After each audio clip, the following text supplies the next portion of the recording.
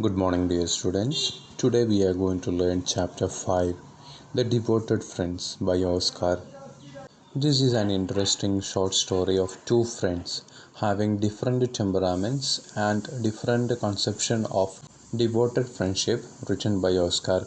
The story is both tender and profound in its treatment of the comical one-sided friendship between poor Hans and the rich miller.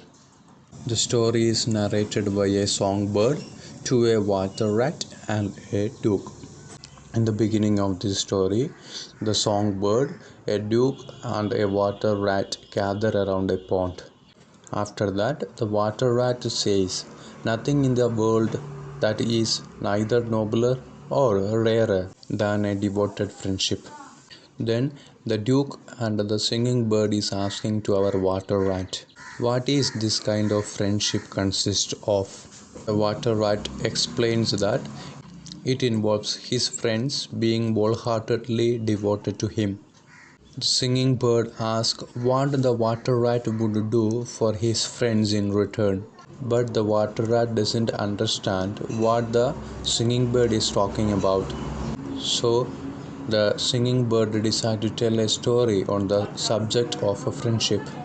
The story told by the singing bird describes the relationship between a poor, innocent gardener, Hans, and a rich tradesman named the miller. At the beginning of the story, we learn that the miller claims to be Hans' devoted friend.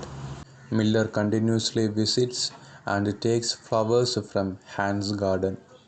During the time of winter, the miller does not visit Hans, choosing to sit in the comfort of his home with his wife and son. While Hans suffered a lot, he suffers greatly and sells various personal things for his bread and daily needs. When the spring comes, the miller visits Hans again and begins to exploit Hans in various ways. The miller is using Hans for his own benefits.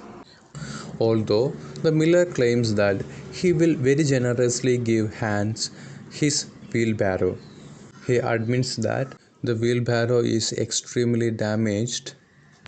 We, the readers, will never actually see this wheelbarrow passes into Hans' hands. Miller always say he will give with a whole heart, but he never gives.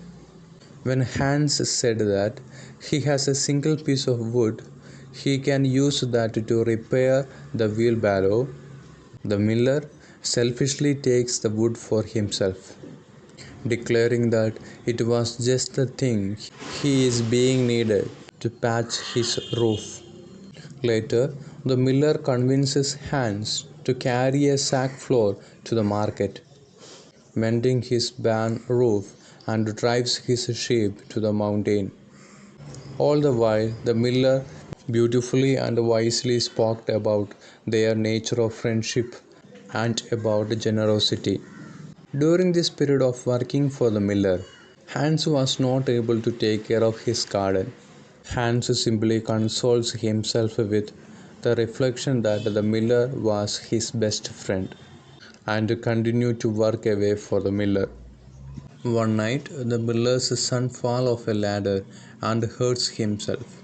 The miller asks Hans to fetch the doctor, despite a storm that raged outside, and Miller refused to give Hans his lantern.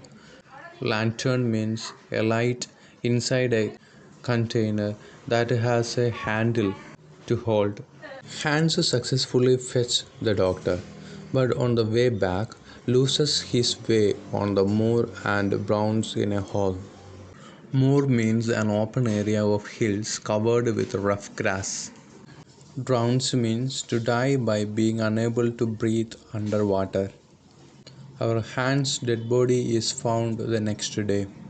At Hans' funeral, the miller serves as chief mourner and shows no sadness for his action. It was because of Miller Hans lost his life. Miller did not give the light to Hans in order to go to fetch the doctor for his son. So the reason of Hen's death is because of Miller. Instead of expressing sorry or a sadness for his action, he was sad that there is no one to take his broken wheelbarrow. This is the story that the singing bird said to Water Rat and Duke.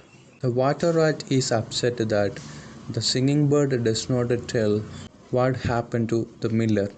The singing bird responds that it is evident that the Water Rat did not understand the moral of the story. By not understanding the moral of the story, the Water Rat hopefully returns his hole. Both the Duke and the narrator says that telling a story with a moral is dangerous.